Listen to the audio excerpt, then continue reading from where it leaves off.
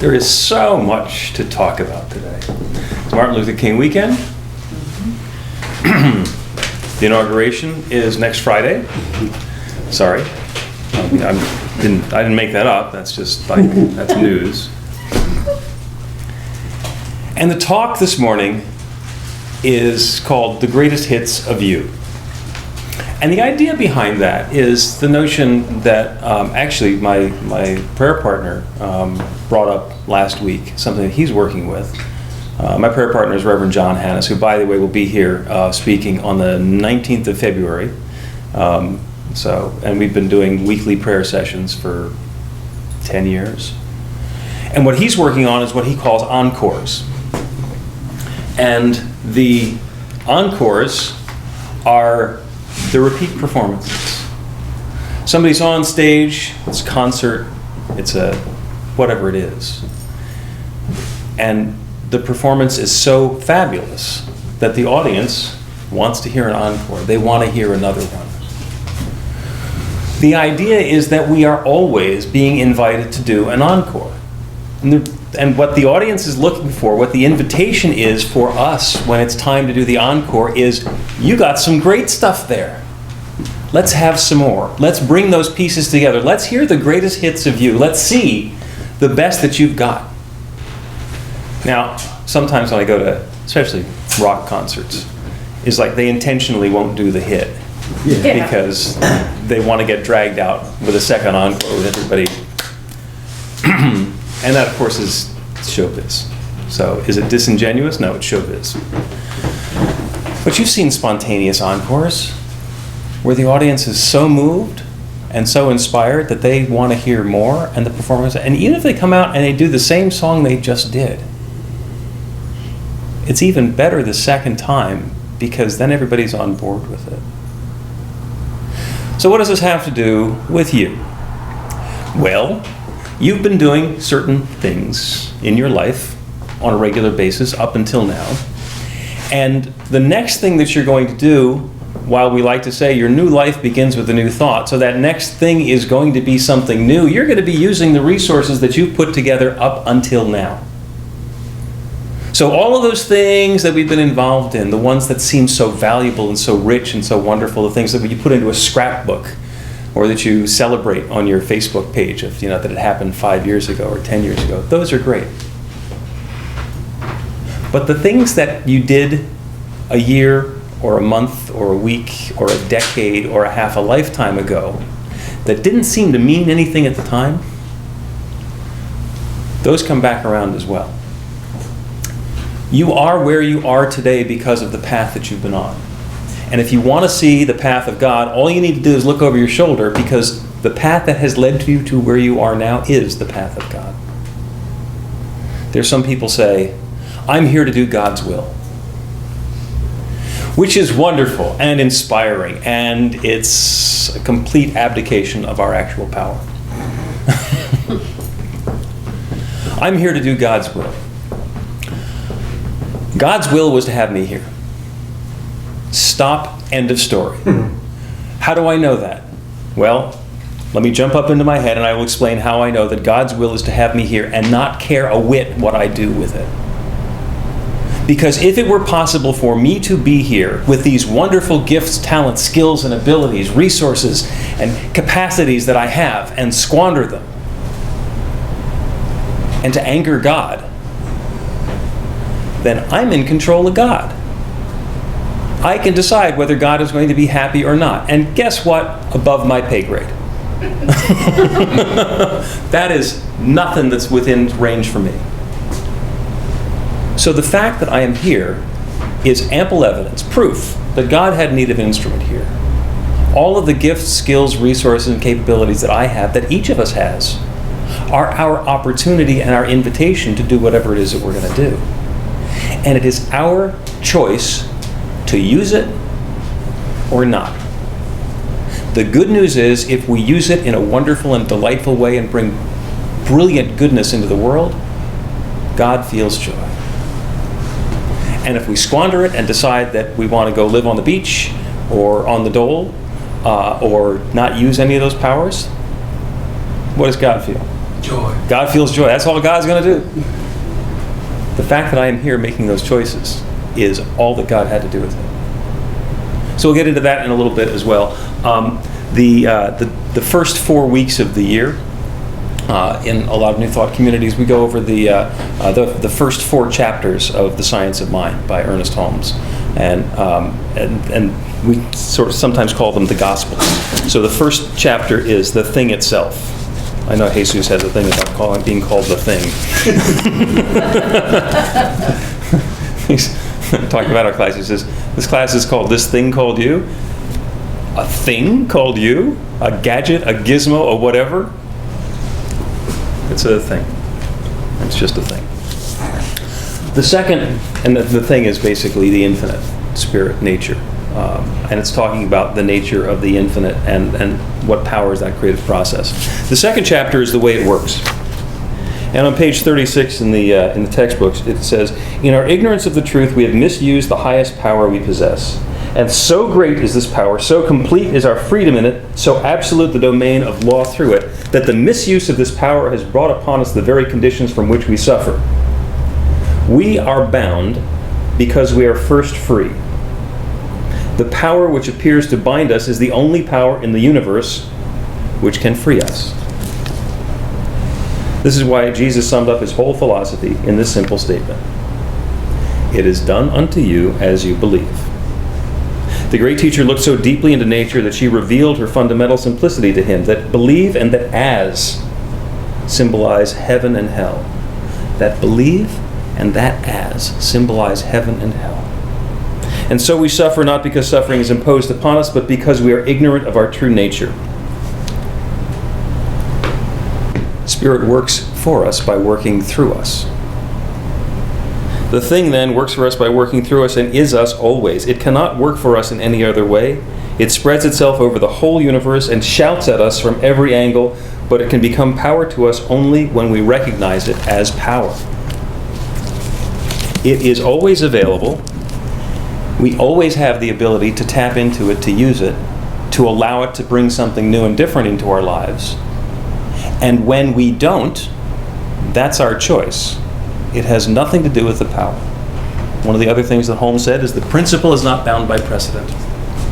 The fact that something happened the same way for the last, let's say 53 years since the I Have a Dream speech, does not necessarily mean the same thing is going to be happening tomorrow. You have been breathing every minute of your life for some number of decades. Not one of those breaths is necessarily more important than another. The most important breath is what?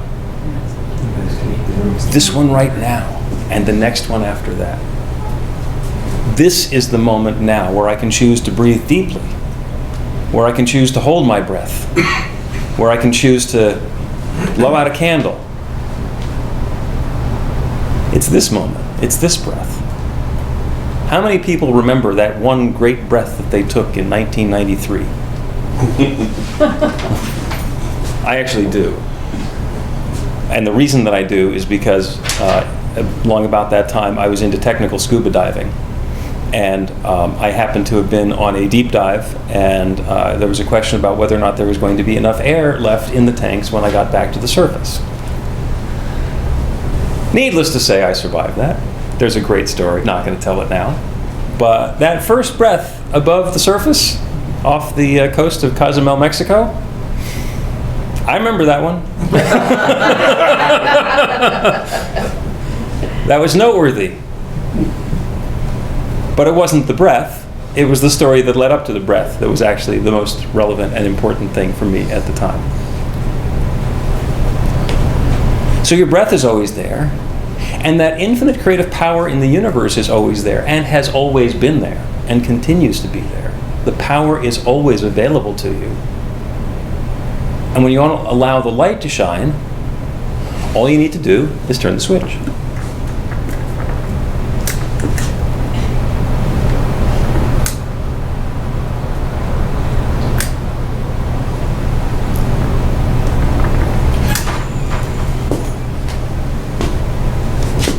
something must be wrong with electricity. It was working before, but now it's not working for me. So now I don't believe that electricity works, that electricity will power the light. Bummer. And this is obviously this is sort of a comical example, but I could now turn myself and say, well, it doesn't work. The law doesn't work, the principle doesn't work, the light doesn't shine. So forget about it. I'm going to go home and I'm going to go back and set my sights lower. But I don't have to.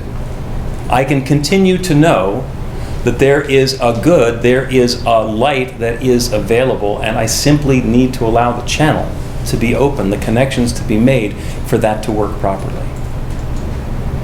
It is done as you believe. If I'm accepting the evidence of the light not going on, that the light doesn't work, that the light's not available, I'm done. I don't need to be paying attention to that law or that principle anymore. I can, but I don't have to. So you're on a path. You're on this path that has led from wherever you started, that first breath that you took, to here. And what's going next is based on two things. First and foremost is your intention and your decision. What is it that I'm creating now? How am I going to take this next step? What am I going to bring into the world now? And the resources that you bring to that, first of all, are the truth of who you are, a divine and perfect expression of God's love.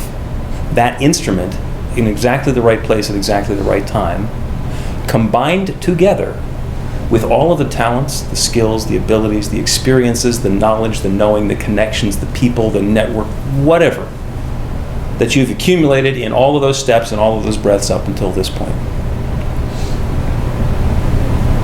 And then you get to boldly set an intention and say, let there be light.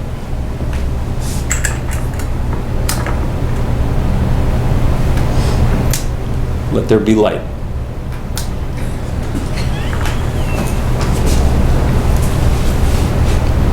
It might not show up immediately. There might be something else going on. The fact that you say you want it, the fact that you've created an intention that you want to bring this new experience into your life, that you've stated your word, doesn't necessarily mean you believe it. It is done unto you as you believe. Didn't say it is done unto you what you believe. It certainly didn't say it is done unto you whatever you said you wanted. Okay? This is not exactly Amazon, where you get to make an impulsive decision and some guy drives up in an SUV in an hour with your stuff. Sometimes it works that way, but you can't necessarily count on it. What we're seeing in our life is the reflection of what's in our belief system. We are able to set an intention by understanding how this principle works and be able to create something new in our belief system and thereby invite something new to come in. But how do we know what we really believe? Look at what the guy in the SUV is delivering. Whatever it is, that's what I ordered. Whether it's the stuff that is exactly what I wanted, or it doesn't seem to be what I wanted at all. It's an invitation, and it's a continuous, ongoing process. It's not like we set our intention once and we're done for life. We get to do that in every moment and in every breath. What do I really believe? What's really important to me? When the distractions come along, when there's mayhem, when there's conflict or chaos, when there's illness or struggle or an experience of scarcity, it's really easy to frantically reach over for the switch and say, oh my God, it's not working, panic, panic, what do I do? And that's the time when we get to say, I'm here, I'm now, I'm seeing the experience, and I'm knowing something different. I know that there is a power and a presence that's flowing to me and through me. It's in me and as me. And I'm staying focused on that. As Emma Curtis Hoffman says, I'm holding the high watch. I'm knowing that in spite of all the stuff that's going on at ground level, there's a higher idea here. The reason that I am here is the infinite had need of an instrument here. And allow that still small voice to tell me, what is it that's coming next? What is it that I need to bring to this? What are the combinations of gifts, skills, talents, abilities, and experiences that are informing my next action? A lot of times we're all about, I got to do something. We're all about doing. All of our senses, we have 5 of them that we have labeled so far. They're all about moving stuff around, experiencing things in the world around us. We do not have a sense. There's no organ that's connected to that infinite possibility. There's no biofeedback that's possible that tells us how spiritual we are.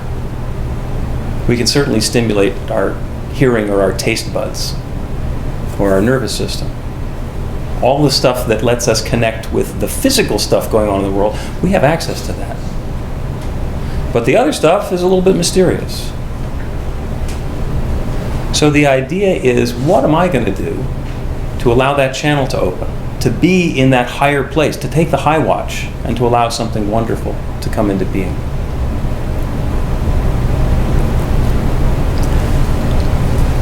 Well, yeah, this is a little distraction, but this was so wonderful. We talk every Sunday about whatever path you've been on, whatever brought you to our door today, wherever you're headed next, we have been waiting for you, and welcome home. And this morning on NPR, I heard a story about a welcome sign on a cathedral in England. And I'm going to read it to you, and tell me if this sounds at all familiar. Here's what's posted: a cathedral welcome. We extend a special welcome to those who are single, married, divorced, widowed, gay, confused, filthy rich, comfortable, or dirt poor. We extend a special welcome to wailing babies and excited toddlers. We welcome you whether you can sing like Pavarotti or just growl quietly to yourself. You're welcome here if you're just browsing, just woken up, or just got out of prison. We don't care if you're more Christian than the Archbishop of Canterbury or haven't been to church since Christmas 10 years ago. We extend a special welcome to those who are over 60 but not grown up yet, and to teenagers who are growing up too fast. We welcome keep fit mums, football dads, starving artists, tree huggers, latte sippers, vegetarians, junk food eaters. We welcome those who are in recovery or still addicted. We welcome you if you're having problems, are down in the dumps, or don't like organized religion. We're not that keen on it either. We offer a welcome to those who think the earth is flat, work too hard, don't work, can't spell, or are here because Granny is visiting and wanted to come to the cathedral.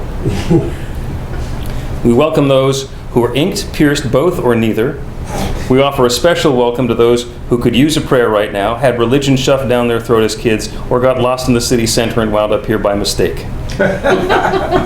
We welcome tourists, pilgrims, seekers, doubters, and you. Yeah, that's what we meant.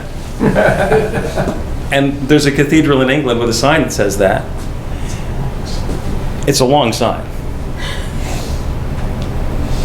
And it's on NPR. So there's new invitations that are coming along all the time. There's always a new invitation. And we're always taking the stuff that's come up until now and allowing that to be what we're using to build what's coming next. For example, James is an Eagle Scout candidate. In June, he will be accepted as an Eagle Scout, and that will go onto his resume, which is kind of a cool thing, and it's certainly something I never accomplished. Yeah, he's knocking wood, but I'm not. I know the truth. I know the truth behind it. And this is not something that he gets to do this month. This is not something that he just started recently. This is a path that he's been on for a long time. And the invitation was, do you want to do this? And there's a bunch of work to be done and some public speaking involved, which is, if you list James's favorite things, that's not going to make the list. But he's taken a step. That's what the invitation is, and he's taking all of those abilities, all those merit badges, all of that experience that he has, and he's bringing that to the table to bring this new experience into his life on that upward spiral of what it is that he's creating. Can he do that? You bet he can do that. Mission accomplished. I mean, there's details to be taken care of, but there's been no question in my mind for the last several months that James is an Eagle Scout. which is pretty cool. You have that same ability to take those gifts, those contributions, those offerings, the stuff that's happened, the things that you've accumulated along the way. I find myself using stuff that I've accumulated in 9 careers, not 9 jobs, 9 careers that have brought me to now, and be able to use those in a way that brings something new to now. I spent a while as an engineer. So my engineering ability lets me look at the light issue and understand there is nothing wrong with electricity. There is nothing wrong with the principle. It's not that I'm unworthy of having the light shine. It's not that I've done something wrong and I need to do some self-loathing or beat myself with a stick or something to make it happen. That lets me understand that it's not connected properly. When I make the connection happen, let there be light. Let yourself understand what the gifts are that you already have that's going to let your light shine. Because not only do you deserve it, the world deserves it. You are a bright light of God's love. Let it shine.